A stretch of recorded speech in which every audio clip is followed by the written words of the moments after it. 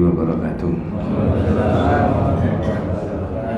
Bismillahirrahmanirrahim. Innal hamdalillah nahmaduhu wa nasta'inuhu wa nastaghfiruh wa na'udzu billahi min syururi anfusina wa min sayyiati a'malina. May yahdihillahu fala mudilla lahu wa may yudlil falan tajida lahu waliyyan mursyida. Asyhadu an la ilaha illallah wahdahu la syarika lahu wa asyhadu anna Muhammadan abduhu wa rasuluhu la nabiyya ba'da. Allahumma sholli ala Muhammad wa ala ali Muhammad kama shallaita ala Ibrahim wa ala ali Ibrahim wa barik ala Muhammad wa ala ali Muhammad kama barakta ala Ibrahim wa ala ali Ibrahim fil alamin innaka Hamidum Majid. Amma ba'du. Ma'asyiral muslimin rahimani wa rahimakumullah, usikum wa nasiha bitaqwallahi faqad faza man ittaqa. Ibu-ibu, bapak-bapak, para jamaah, adik-adik yang dirahmati Allah Subhanahu wa ta'ala. Kita ini pernah membahas dalam kajian tauhid itu tentang al-asmaul husna, nama-nama Allah yang baik. Saya tidak fokus menerangkan itu, tapi diambil bagian tentang al-asmaul husna itu tadi. Dalam tulisan kitab tauhid ini disebutkan berdasarkan dalil surat Al-A'raf ayat 188, walillahil asmaul husna fad'uhu biha wa dzarul ladzina yulhiduna fi asma'ihi sayujzauna ma kanu ya'malun. Dan Allah memiliki nama-nama yang baik, maka bermohonlah kepada Allah dengan menyebut nama Allah tadi, dan tinggalkan orang-orang yang menyalahartikan nama Allah tadi, menyalahgunakan, menyalahartikan. Mereka dapat balasan dari apa yang mereka lakukan. Insya Allah surat Al-A'raf 188. Dalam uraiannya itu Asmaul Husna itu yang bisa diambil adalah a'lam wa awsaf wa a'mal. Maksudnya nama Allah itu sama dengan sifat Allah, sama dengan perbuatan Allah. Berarti maknanya kalau nama-nama Allah itu semuanya baik, maka sifat-sifat Allah juga baik, perbuatan Allah juga baik. Ini harus bolak-balik dibahas untuk saya dan untuk kita semuanya. Mengapa kok begitu? Kadangkala ada yang perbuatan Allah itu yang ditimpakan ke manusia dirasakan oleh manusia tidak enak, tapi benar. Makanya ketika kita membahas mengenai as-sabru ala aqdarillah, sabar atas takdirnya Allah, orang itu kalau kena ada musibah yang dirasa tidak enak, ada beberapa marotib, tingkatan. Yang paling bawah orang itu adalah as-sukhtu, gerundel, menggerutu.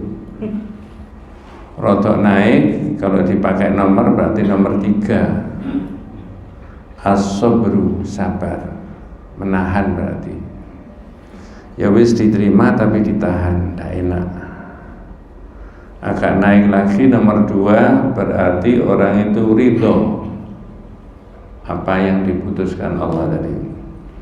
Berarti antara dirinya dengan Allah tidak ada masalah. Yang paling tinggi nomor 1 adalah asyukru, bersyukur sama Allah dan meyakini bahwa keputusannya Allah itu tidak ada yang salah, semuanya benar, semuanya baik, walaupun dirasakan oleh manusia tidak enak. Orang sakit itu tidak enak, orang meninggal itu juga tidak enak, orang diambil ininya juga tidak enak. Tapi insya Allah kalau kita memahami itu menjadi baik-baik saja. Ya, mudah-mudahan kita ya semakin hari dikosok-kosok terus dengan pikiran-pikiran tauhidnya, menjadi orang yang mukmin muwahhid. Mukmin muwahhid itu orang yang beriman sama Allah sekaligus mengesahkan Allah satu-satunya. Dalam berbagai yang kita terima itu selalu terkoneksi dengan Allah tadi. Oleh karena itu sekarang ini saya ingin bahas bukan bab 56 tapi 57. 56 itu la yus'alu biwajhillahi illal jannah. Jangan diminta atas menyebut nama Allah kecuali dengan wajah Allah kecuali surga. Nanti itu digandeng dengan bab 67. Karena di situ hadisnya menyebut tentang wajah Allah. Yang 67 itu membahas mengenai orang yang tidak mengagungkan Allah. Di situ pakai dalil bahwa 67 itu menyebutkan ayat Al-Quran Allah itu punya tangan kanan. Nah itu nanti dibahas gimana maksudnya. Walaupun sebagian saudara kita umat Islam di Indonesia itu tidak sependapat dengan itu, bahkan kadang-kadang tajam ya. Bagi saya nggak masalah itu. Tapi orang yang memaknai tangan ya tangan, wajah ya wajah, kursi ya kursi, Allah di arsy ya di arsy juga punya argumentasi. Nah kita tinggalkan yang 56. Ini Pak menarik, ini ada di masyarakat yang ini biasanya ada. Maja'a fi Allah. Dalam bab yang sekarang ini sore ini dibahas dengan panjenengan ucapan andai kata atau apa? Seandainya. Cara Jawanya apa itu Pak? Cara Jawa Pak. Jadukno.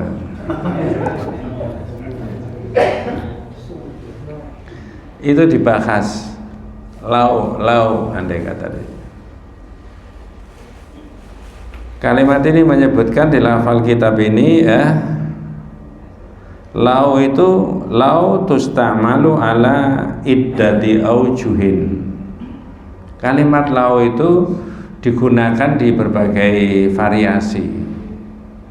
Mana variasi yang boleh dan mana yang tidak boleh nanti. Nah, jangan yang niteni, saya cuma membacakan aja. Al-wajhul awwalu di bagian yang pertama ya. Itu tusta'malu bil i'radi anis syar'i.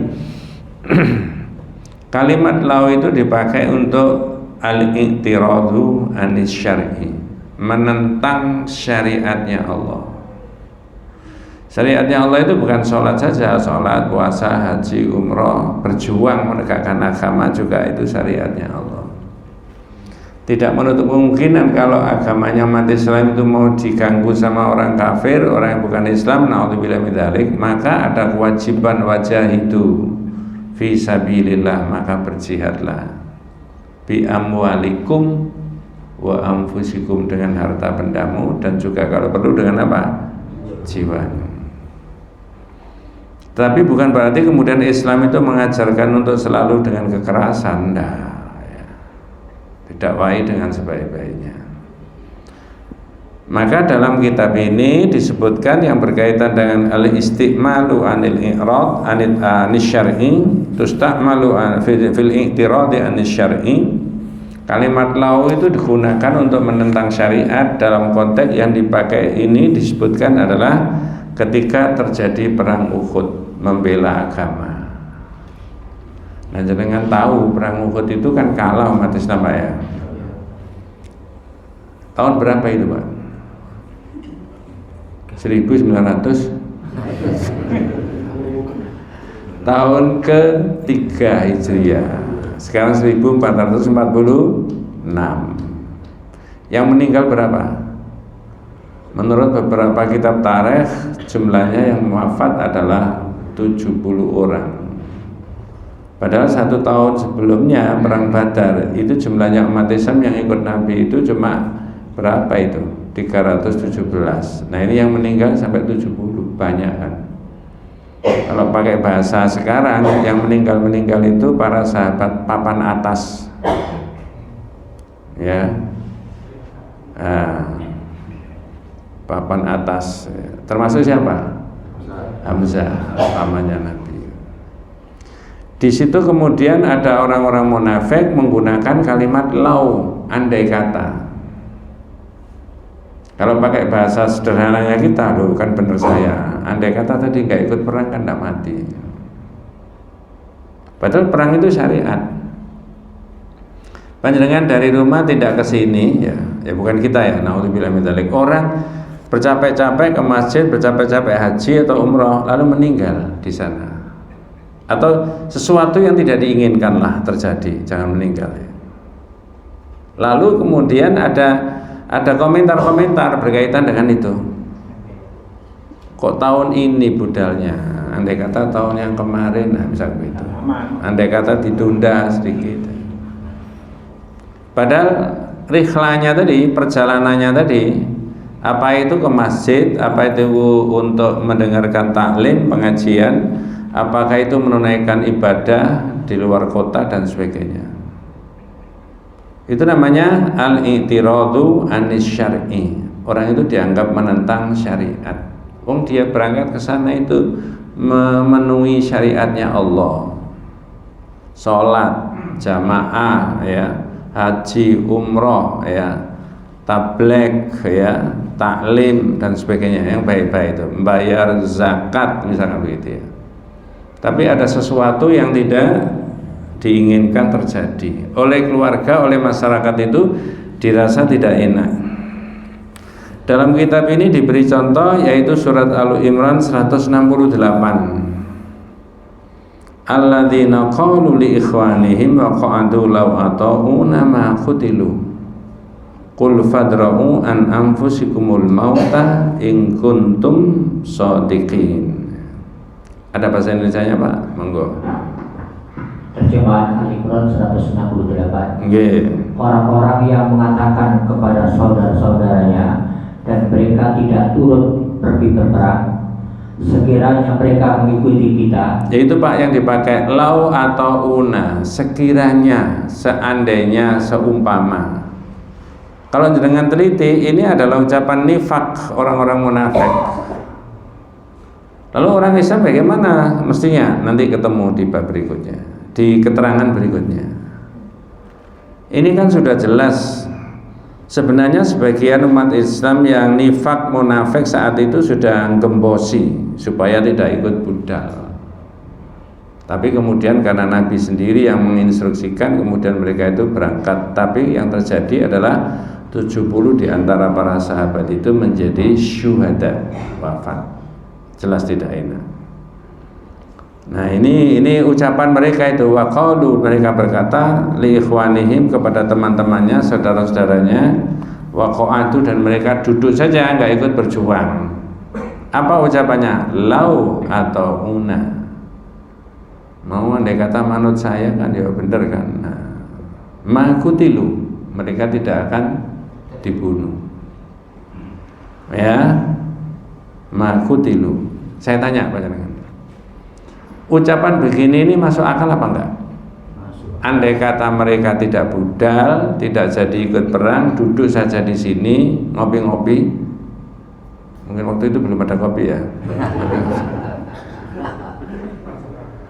Mereka kan tidak dibunuh Pak. Menurut akal bener enggak? Benar. Menurut iman, salah. Itulah tidak selamanya sesuainya antara iman sama apa? Akal. Tidak selamanya sesuainya antara iman sama akal kita. Nah itu loh. Yang kita pakai ya iman pendekatannya, bukan akal. Banyak itu begitu. Tidak bisa. Orang tidak boleh bereaksi terhadap apa yang sudah Allah putuskan. Nah ini salah satunya al-i'tiradu anis syar'i tadi. Orang yang mengatakan demikian itu kemudian ditantang sama Allah. Apa kalimat berikutnya? Katakanlah, tolaklah kematian itu dan dari dirimu. Jika kamu orang-orang yang benar. Iya, ini tidak berlaku untuk mereka saja Pak. Untuk yang sekarang hidup di 2024 juga begitu. Walaupun konteksnya ini adalah perang Uhud. Kan banyak kegiatan-kegiatan kita yang kaitannya dengan keagamaan, kegiatan-kegiatan kita yang kaitannya dengan syariat. Orang datang ke masjid seperti yang saya sebutkan tadi, mengikuti tabligh, ya, taklim, orang haji, orang macam-macam lah, banyak yang. Nah ini kalau ya sudah, itu sudah Allah menetapkan begitu. Tadi niatnya itu baik, budal. Ada jamaah saya di Bendul Merisi itu, ya bapak ya rajin juga aktif ngaji itu.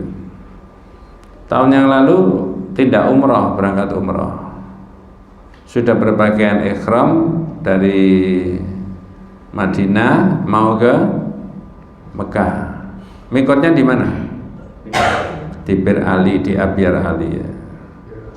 Tapi kan tidak mungkin kemudian ganti pakaian ihram di situ. Ya ini ada apa? Ada yang menyiapkan sebelumnya dipakai dulu. Walaupun nanti startnya itu mulai di Bir Ali, Abyar Ali. Sudah pakaian ihram, ternyata dianggerges tidak enak di Masjid Nabawi, dibawa ke hotel, kemudian qadarullah meninggal. Yang di rumah hanya dengar beritanya saja, bapaknya ini wafat.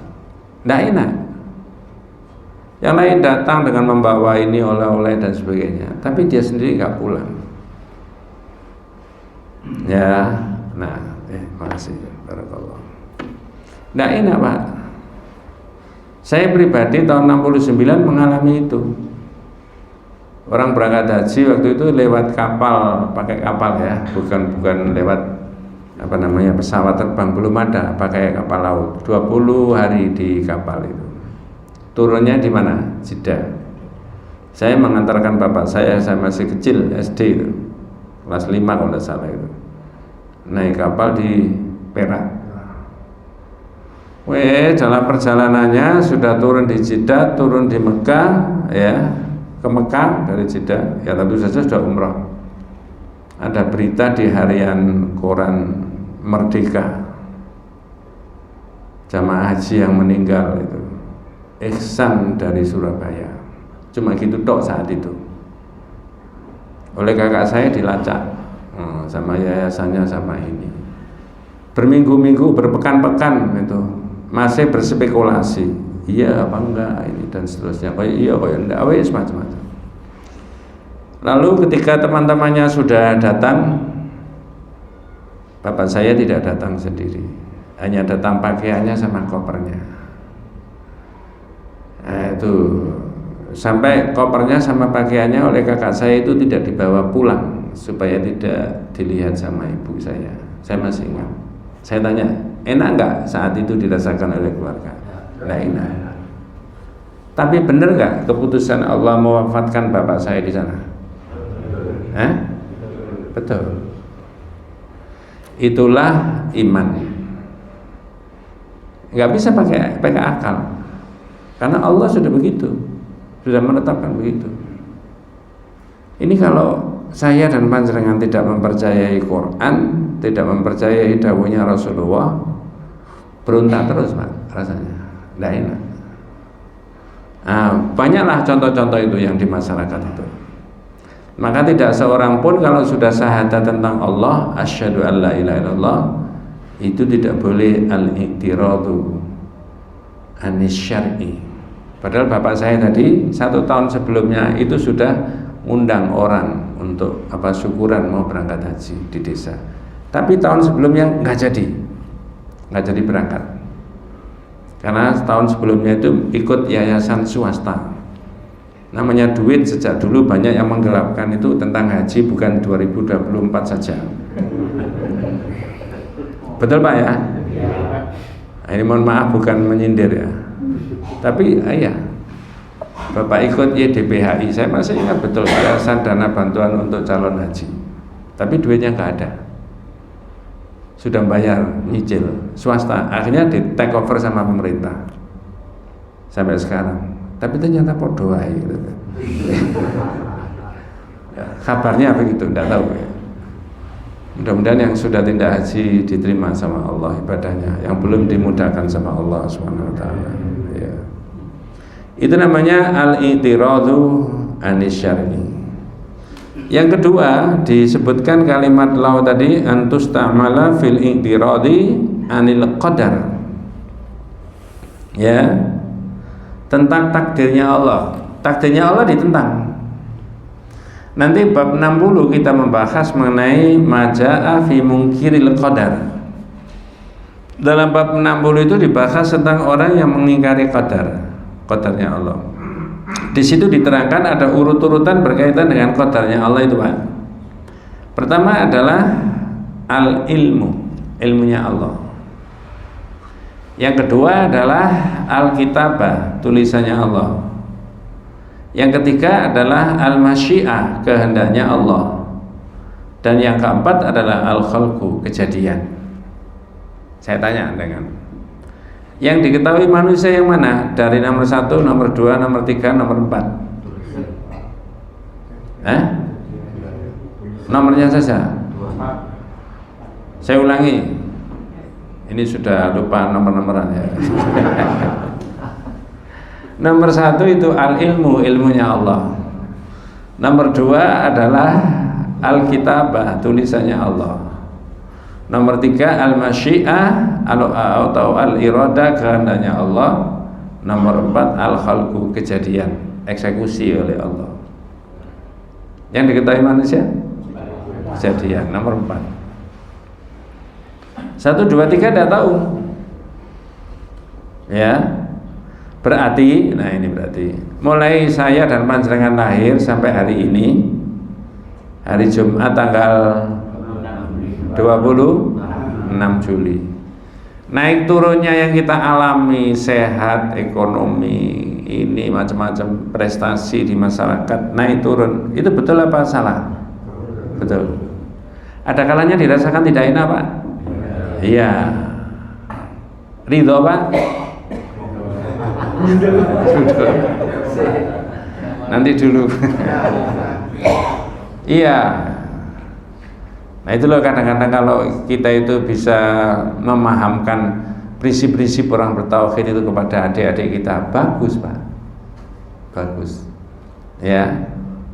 Adik-adik SMP, SMA, mahasiswa apa itu ya. Kalau mengerti ini kan jadi enak itu.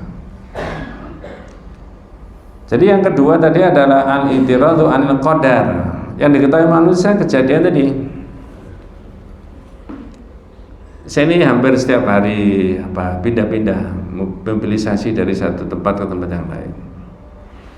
Jenengan bapak-bapak yang sudah biasa di jalan tahu, yang sering kita dengarkan adalah radio yang populer di Surabaya, sering memberitakan tentang keadaan yang terjadi saat itu. Namanya Suara Surabaya. Saya rasa itu di hati rakyat Surabaya, bukan hanya Surabaya saja. Ya. Dari situ saya sering mendengar, naudzubillah min dzalik, mudah-mudahan bukan kita. Yang keserempet ini, yang jatuh terlindas, naudzubillah, yang tenggelam, yang ini dan sebagainya. Tapi kalau kita itu cocokkan dengan ini, ya sudah, Allah menghendaki begitu, wong sudah terjadi kok. Nah, di situ. Kalau itu kemudian ditentang, itu namanya tusta'malu fil i'tiradi 'anil qadar. Fahadha haramun. Tidak boleh orang Islam begitu. Nah, ini kadang-kadang kalau saya dan kita itu tidak teliti, itu keceplosan itu, betul Pak ya? Yang sering tak kasih contoh itu, ada anak kecil yang sepeda ondel jatuh babras semuanya, dimarahi sama emaknya. Kamu nggak hati-hati makanya jatuh. Jawabannya anak, "Mah, iki wis hati-hati sik tiba." Enggak, temanmu itu hati-hati nggak jatuh. Yang mudeng tauhid anaknya apa mamanya? Anaknya. Yang ngaji tauhid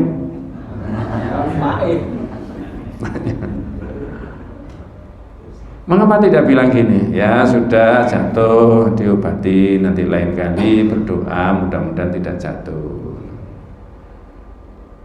Kalau pendekatannya begitu enak, Pak. Saya pernah mendengar tulisan di WA sekian tahun yang lalu, entah betul entah enggak. Tapi sebelum itu saya ceritakan, dibaca dulu ayat Al-Qur'annya itu. Ini adalah cermin dari orang yang menentang tentang takdirnya Allah. Ya. Dan kita harus berhati-hati. Ya ayyuhalladzina amanu, orang yang beriman Pak yang dipanggil sama Allah. La takunu kalladzina kafaru. Sampai itu jangan seperti orang kafir kata Allah. Kemana Pak? Ada bahasanya. Surat apa tadi? Ali Imran ayat 156. Di kitab itu mungkin potongan-potongan Pak. Ini saya ambilkan yang lengkap. 156. Iya. Mudah-mudahan tidak salah menyebut ya. Oke, 156. Ya ayyuhalladzina amanu la takunu kalladzina kafaru. Loh, seperti itu.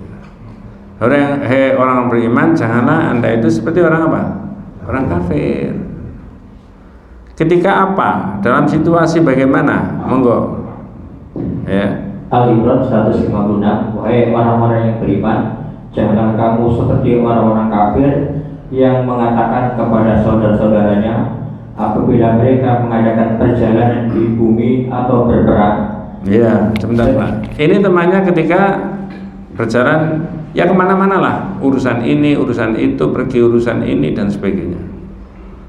Orang beriman tidak boleh seperti orang kafir ketika ada temannya yang melakukan perjalanan tur kemana, apa sajalah yang dilakukan atau berperang.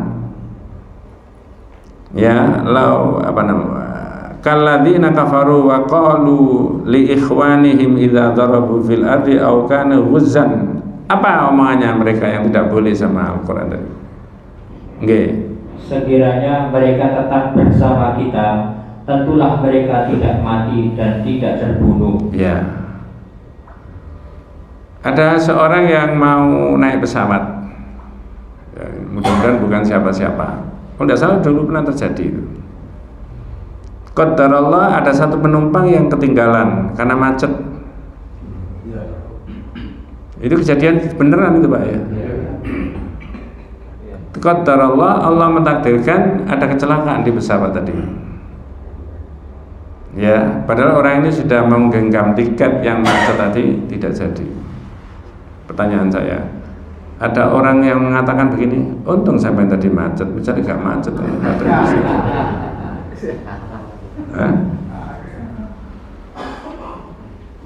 Itu Pak, jenengan dan saya ini ditoto sama Quran itu, walaupun itu hanya lesan aja. Itu haram, tidak boleh mengucapkan begitu. Itu al-i'tirad, menentang pada takdirnya Allah. Al-i'tiradu anil qadar. Ya wis diam kalau bisa. Ya. Tapi setan itu kan membelokkan manusia itu dengan berbagai macam cara gitu. Termasuk dari ucapan tadi, suruh ngomong gini, suruh ngomong gini, ngomong gitu, itu menentang takdirnya Allah itu tadi ya.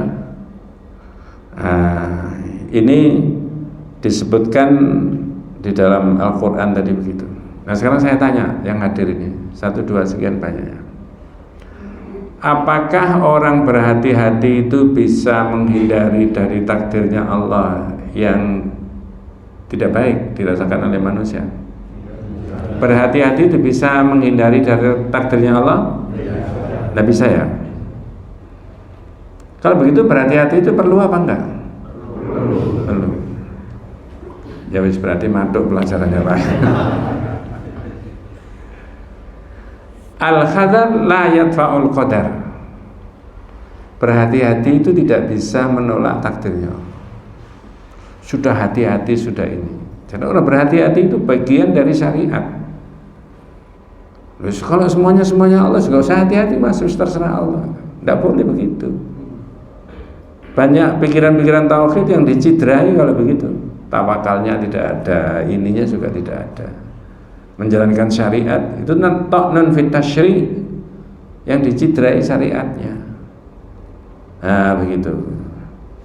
Jadi pesan moralnya di surat Al-Imran tadi ayat 156, ya ayyuhalladzina amanu la takunu kalladzina kafaru wa qalu li ikhwanihim idza darabu fil ardi aw kanu ghuzzal law kanu indana ma matu wa ma qutilu. Hai orang beriman, janganlah kamu seperti orang-orang kafir yang mengatakan kepada saudara-saudara mereka sendiri ketika temannya melakukan perjalanan di muka bumi atau mereka pergi berperang, andai kata, nah itu omongannya, andai kata mereka di sini saja, mereka itu tidak mati atau tidak terbunuh.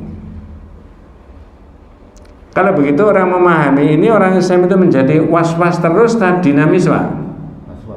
Apa selalu was-was? Wis engko nggak ngene, engko nggak ngene ya.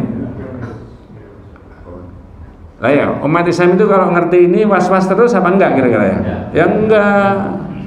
Ayo Mas, budal aja. Loh nanti, oh kalau Allah belum menentukan enggak mungkin, betul Pak ya? Tuh. Itu kan sudah sering diterangkan. Ya, tapi hati-hati gini-gini. Jalannya lupa gini nggak apa-apa. Yang penting kamu kan sudah berhati-hati, kendaraannya sudah dicek, keberadaannya sudah layak dipakai. Dalam iman kita kalau Allah belum menentukan ya enggak. Tapi jangan begini, Mas kamu loncat dari gedung lantai 4 itu. Oh nanti satu Pak, nanti sakit. Oh, enggak, kalau Allah enggak menentukan mati kan enggak. Jangan begitu Pak. Tidak begitu, fatal itu namanya itu ya. Sudah jelas itu ya. Tetapi hal-hal yang sudah kita prepare dengan baik gitu loh. Ya, Masya Allah ini. Saya rasa kalau ini kita implementasikan dalam kehidupan kita sehari-hari, insya Allah enak Pak. Insya Allah enak. Ya. Ini namanya al-i'tiradu anil qadar, menentang dari takdirnya Allah. Kemudian ya, mengapa kok demikian tadi? Ya, liyaj'alallahu dzalika hasratan fi qulubihim, monggo. Ya. Dengan perkataan yang demikian itu karena Allah hendak menimbulkan rasa penyesalan dari mereka. Iya. Nanti kalau perkataanmu itu menyesal terus itu. Oh iya benar, mereka kata mau nggak gini, nggak itu, macam-macam. Yang paling spektakuler pernah menjadi viral adalah berita viral di tanah air itu. Putranya Pak Gubernur dulu Pak, masih ingat nggak itu? Itu kalau kita angen-angen ukuran perasaan saya, perasaan panjenengan. Anak laki mulai kecil di kudang-kudang, digadang-gadang, sekolah diantarkan mulai dari TK, SD, SMA dan seterusnya. Masuk di perguruan tinggi, tentu saja Pak Gubernur dengan segala fasilitasnya zahirnya mudah sampai lulus di situ. Lalu namanya orang tua menyiapkan anak dengan sebaik-baiknya. Mudah-mudahan Pak Gubernur diberikan kekuatan iman sama Allah ya dari kita. Itu rasanya berat sekali Pak. Ya. Sudah besar, sudah dewasa, sudah tinggal satu tahap berikutnya itu. Tapi siapa yang menyuruh anak itu mandi di sungai?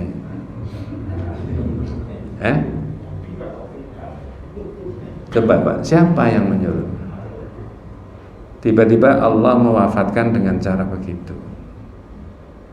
Sampai ada video Pak Gubernur pakai topi, pakai kaos menyusuri sungai dengan membawa tongkat. Ini kalau tidak kita teropong pakai ini, waduh gelisah luar biasa, itu penyesalan kata Allah. Lalu pertanyaan, Ustaz kalau begitu orang Islam selalu tersenyum Pak Ustaz? Jawabannya apa? Temenan tadi. Tersenyum. Ya. Iya Pak. Tapi bisa mulai dari yang kecil-kecil. Ya, yang sering saya pakai contoh beli HP harganya 5 juta, baru 2 hari dipakai cucunya, terus HP-nya diumbah, dimasukkan SD yang ada baknya tadi. Ya nggak enak, tapi sudah terjadi kan. Mau apa? Jangan pernah membaca ada keluarga yang masih muda punya anak 1 perempuan TK. Udah pernah ya? Kalau sudah pernah tidak saya ceritakan. Beli mobil yang masih kinyis-kinyis, masih baru, pakai bahasa sekarang mungkin masih diplastiki mobilnya, karena belum ada plat nomornya, mobilnya belum dipakai. Suami istri itu naik ke kantornya kerja itu pakai motor aja dulu. Anaknya yang cuma 1 perempuan tadi di rumah dijaga sama pembantunya, anak TK. Tiba-tiba mobil yang masih kinyis-kinyis harganya mahal tadi oleh anaknya yang kecil tadi TK diapakan? Digambar. Ini papa, ini mama, ini dede. Nah, tuh muter. Kalau jenengan jadi bapaknya gimana kira-kira?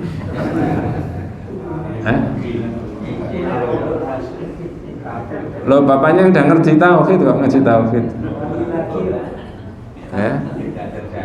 Menurut yang ditulis di WA, entah betul entah tidak saya tidak tahu. Marah orang tuanya, bapaknya itu.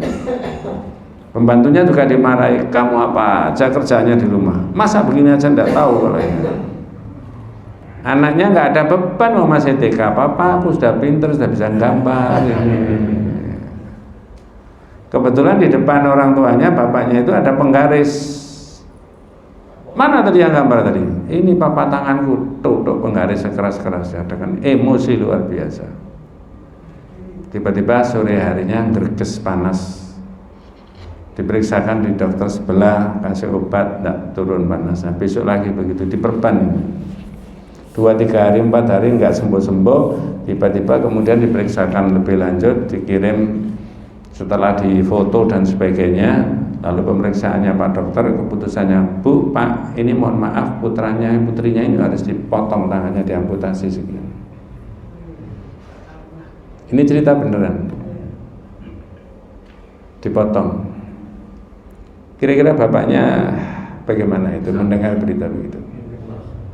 Nggak bisa, harus dipotong. Mau nggak mau mengikuti advisnya Pak Dokter, daripada nanti membengkak. Dipotong. Dalam perjalanannya anak itu sudah SD entah kelas 1, kelas 2, diajak makan, dihibur sama orang tuanya. Di restoran itu anak itu bilang sama papanya, papa kembalikan tanganku, nanti aku berjanji tidak akan oret-oret lagi. Bedanya dengan orang yang tidak paham tentang itu dengan orang yang ngerti ini, Pak. Begitu tahu mobilnya dioret-oretin, oh enggak apa-apa sayang, nanti kalau papa mati mobil ini nggak bisa mendoakan, yang mendoakan kan kamu toh. Coba, enggak apa-apa ini dunia mobil aja, nanti dikumpul di bengkel sudah selesai sehari 2 hari, nanti kita naik ya jalan-jalan ya. Itu kalau papanya ngaji.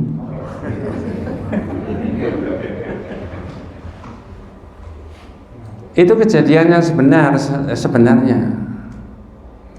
Lalu peristiwa itu saya mencoba dianalisa dengan bagaimana sikap tauhid sebenarnya orang yang beriman.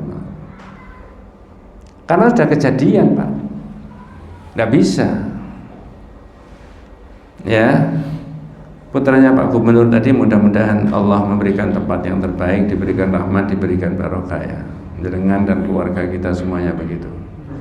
Orang sak kantor, sak kampus mengatakan andai kata seandainya seumpama yang wafat nggak bisa hidup lagi, nggak bisa. Ya sudah. Anak tadi yang dituduh itu kan emosinya yang dikedepankan, bukan imannya.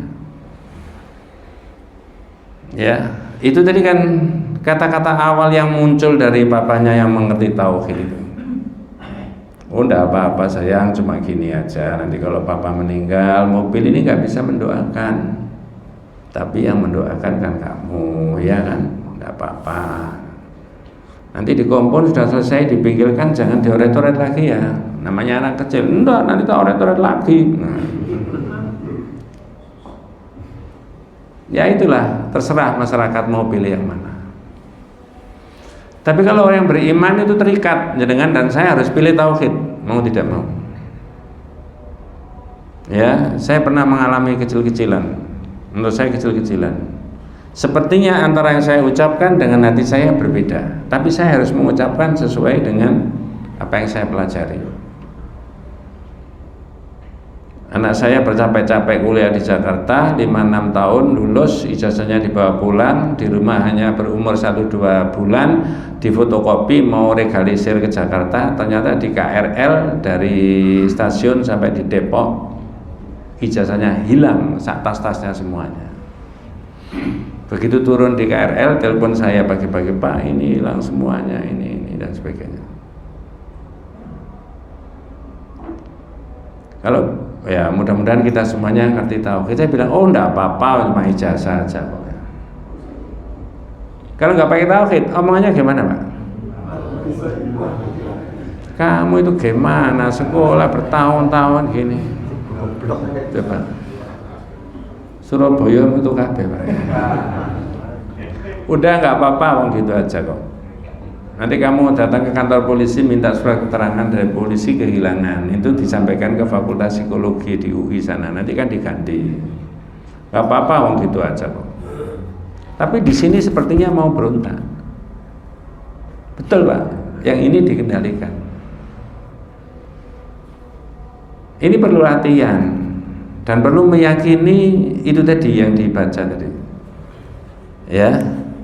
Kita jangan seperti orang kafir.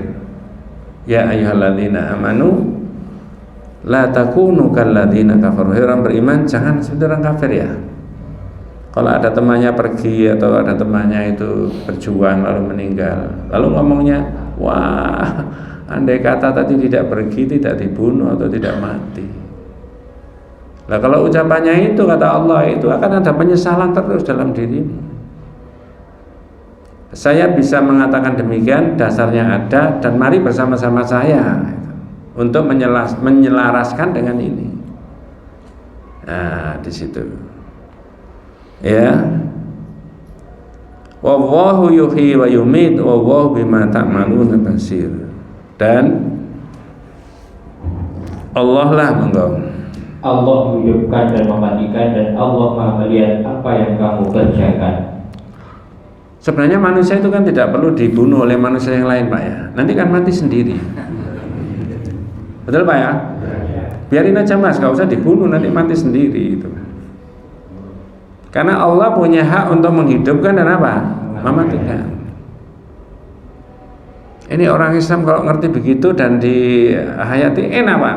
Pagi ngitung sore, sore ngitung pagi, besok lagi dan seterusnya. Ya. Ini sudah 60 sekian, sudah 65, ini sudah 70. Berarti tinggal berapa itu, Pak? Tapi gak usah panik, orang Islam bahwa iman dan tauhid, Pak, sama Allah, kepada Allah tadi. Itu yang diaturkan yang utama. Masya Allah ya. Yang ketiga al-i'ti'a apa? Yang ketiga itu dipakai tentang apa? Kalimat lawa tadi, lin nadam, untuk menyesali sesuatu kejadian. Sepertinya tidak, agak mirip dengan yang al-i'tiradu anil qadar tadi. Tapi yang ketiga dipakai untuk menyesali sesuatu peristiwa yang dia alami. Cuma sebelum itu, nah itu di kitab itu ada. Sebelum itu orang Islam itu diperintah oleh Rasulullah SAW. Ya. Hadis dari Abi Hurairah radhiyallahu anhu riwayat Imam Al-Bukhari, Muslim. Ya. Ikhris ala ma yanfa'uka, itu ada begitu, monggo. Nggih. Bersungguh-sungguhlah dalam menuntut apa yang bermanfaat bagimu. Bentar Pak, bentar. Sebelum ini hadis potongan Pak ya. Sebelumnya itu kalau jenengan baca di Riyadhus Shalihin, hadis itu awalnya begini. Nanti jenengan ikut merespon ya. Al mu'minul qawiyyu khairun wa ahabbu ilallah minal mu'minid dha'if fa fi kulli khairin. Orang mukmin yang kuat itu lebih baik dan lebih dicintai Allah daripada orang mukmin yang lemah. Walaupun kedua-duanya ada kebaikannya. Nah sekarang saya tanya, saya ulangi pakai bahasa Indonesia. Orang mukmin yang kuat itu lebih baik dan lebih dicintai Allah daripada orang mukmin yang lemah, walaupun kedua-duanya ada baiknya. Kita tanya sekarang, yang dimaksudkan dengan orang mukmin yang kuat itu apakah A, kuat imannya saja, B, kuat imannya, kuat ekonominya, kuat fisiknya, kuat organisasinya, kuat politiknya, kuat jaringannya? Hadis itu tadi.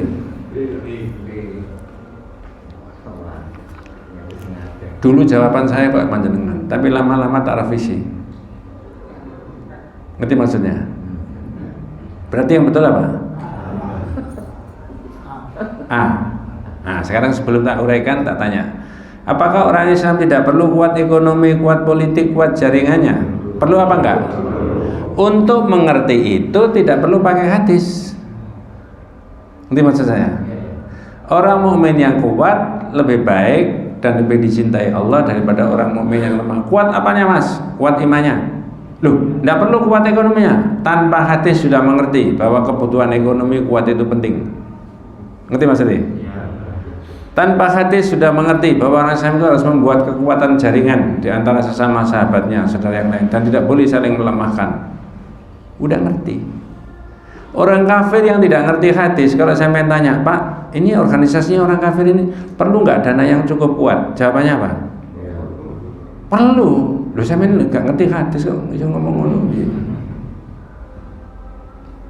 Itu Al-Utsaimin yang menguraikan begitu. Jadi untuk kuat ekonominya, kuat fisiknya, kuat jaringannya, kuat politiknya, kuat jabatannya, tanpa hadis sudah mengerti. Dari mana Pak mengertinya? Pakai ilmu, pakai nalar, pakai akal. Bener gak Pak? Adapun didorong oleh Nabi, semuanya itu harus didasari kuat apanya dulu? Iman. Jabatannya kuat, orang punya bisa menentukan strategis jabatannya dan seterusnya. Kalau imannya tidak kuat, jabatannya bisa mendorong dia tersungkur nggak ke neraka? Jawabannya apa? Iya. Sama uangnya juga begitu, ilmunya juga begitu, kekuasaannya juga begitu. Cuma saya bolak-balik itu menyampaikan begini. Ada kata ada camat mau daftar jadi wali kota.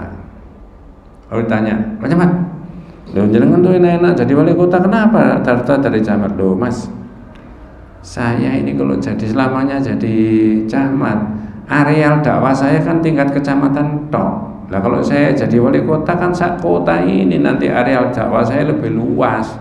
Siapa tahu nanti dengan areal dakwah lebih luas itu mempermudah saya masuk surga. Pertanyaan saya buat panjenengan, apa ada camat daftar jadi wali kota pikirannya kayak begitu? Ada. Jangan seudon.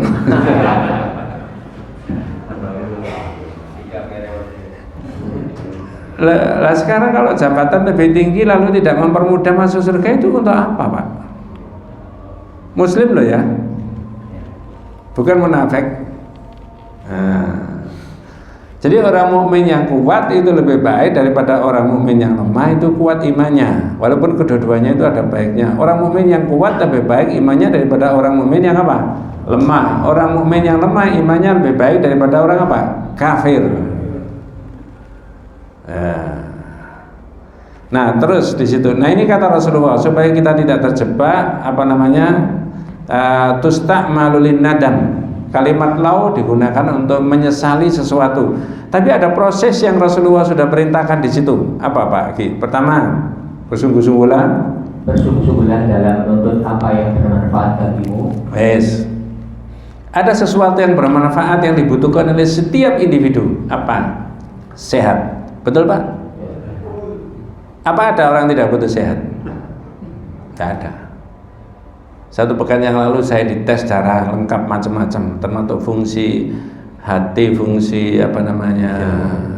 ginjalnya 2, ginjal. Kemudian macam-macam lah. Lalu dites itunya detak jantungnya, EKG katanya ilmunya. Memang saya minta. Lalu difoto torak untuk melihat parunya sama jantungnya, posisinya maupun bintik, ada cairannya, pembengkakan, ada sumbatan dan sebagainya. Nah, seperti yang diduga sebelumnya, ternyata jantungnya masih ada, begitu. Mudah-mudahan jenengan dan kita disehatkan sama Allah. Tapi saya terlalu itu kalau sehat itu dibutuhkan oleh semuanya, ya semuanya harus berusaha. Mulai gerakan, happy terus, beribadah, makan minum diatur dan sebagainya. Ya. Yang ringan-ringan, apalagi sudah usia menjelang 70 seperti saya. Ya, berdiri duduk 20 kali. Tangan dikedepankan gini, duduk berdiri, tangan di pinggang terus jinjit itu, duduk jinjit duduk itu semuanya. Kalau masih normal semuanya, bawa lepek yang ada kopinya di bawah begini. Kalau tidak jatuh sama sekali berarti masih apa? Normal. Tapi ada kadang begini nggak Pak?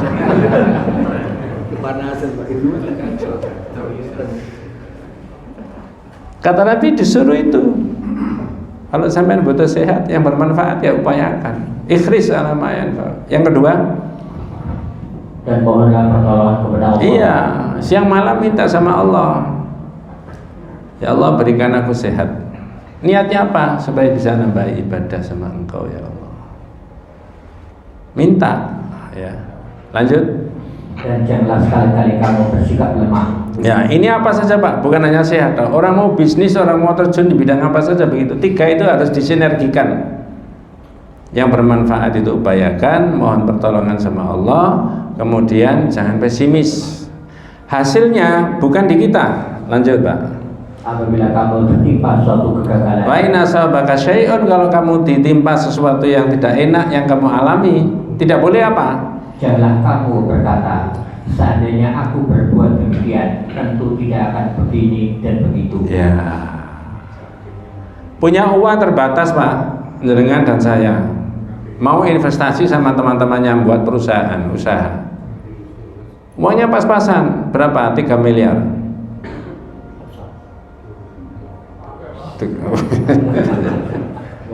Ya mudah-mudahan Allah memudahkan rezekinya untuk kita kan. Tapi ternyata dalam perjalanannya gagal. Walaupun 3 poin tadi sudah dipakai, dihitung, dikalkulasi, mendatangkan ahli untuk menghitung ini kira-kira prospeknya bagaimana, kelemahannya di mana, pelanggannya bagaimana, hitung-hitungan ini, lalu pikirannya pikiran yang optimis kepada Allah. Tapi ternyata gagal. Kata hadisnya Nabi, jangan mengatakan lau ini fa'altu kada wa kada kana kada wa kada. Wah, andai kata kamu tadi tidak ikut itu, ya sudah selesai, sudah terjadi kok. Ternyata modalnya itu kemudian menyusut karena ada mismanajemennya itu salah. Ya, kalau tidak boleh begitu, suruh ngomong apa itu? Tetapi katakanlah, ini telah ditakdirkan oleh Allah. Qadarallah. Lanjut. Dan Allah berbuat apa yang Dia kehendaki. Ya. Tapi jangan salah paham. Di tempat yang lain saya ditanya, ada seorang a'udzubillah min dzalik, bukan kita semuanya diomongkan di masjid, sebenarnya nggak enak. Seorang suami berselingkuh, ketahuan istrinya. Jawabannya, ini sudah takdirnya Allah lah.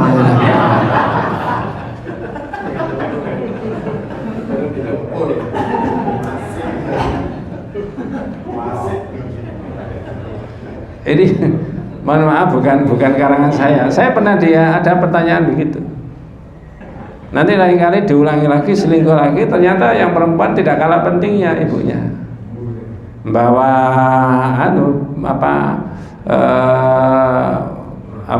pukul, alat yang dipakai pukul, kayu. Dipentung. Lalu apa mah mendung? Takdirnya Allah ya. Dipentung. Ya tidak begitu. Ya itulah variasinya tauhid Pak ya. Mudah-mudahan jenengan dan saya dikuatkan imannya sama Allah SWT. Zahirnya di dunia itu tidak semua orang itu kemudian senang dan happy, tapi dalam iman kita itu keputusannya Allah adalah tidak ada yang salah. Wallahu a'lam. Mudah-mudahan kita semuanya diberikan rahmat barokah hidayah Allah SWT. Hadanallahu ajmain. Kita tutup dengan doa kafaratul majlis. Subhanakallahumma wa bihamdika asyhadu an la ilaha illa anta astaghfiruka wa atubu ilaik. Assalamualaikum warahmatullahi wabarakatuh.